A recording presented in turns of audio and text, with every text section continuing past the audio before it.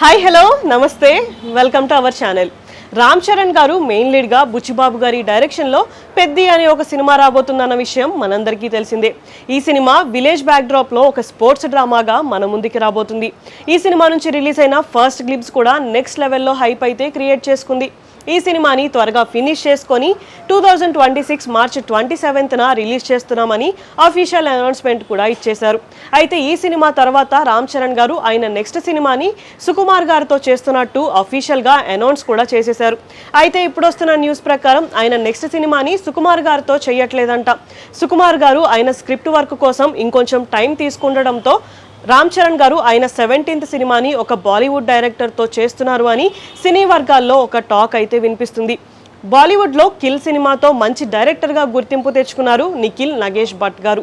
అయితే ఇప్పుడు రామ్ చరణ్ గారి 17th సినిమాకి ఆయనే డైరెక్షన్ అయితే చేయబోతున్నారు అని ఒక టాక్ అయితే వినిపిస్తుంది. అంతేకాకుండా సుకుమార్ గారి కంటే ముందే నగేష్ గారు రామ్ చరణ్ గారికి ఒక స్టోరీ అయితే చెప్పారంట.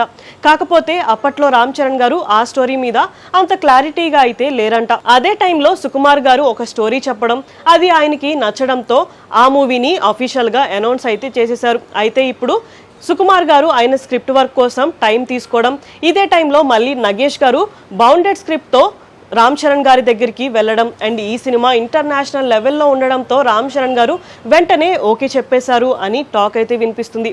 సో మొత్తానికి ఈ విషయం మీద త్వరలోనే ఏమైనా క్లారిటీ వస్తుందేమో చూడాలి. ఇలాంటి వీడియోస్ కోసం మా ఛానల్ని సబ్స్క్రైబ్ చేసుకోండి. Thank you for watching.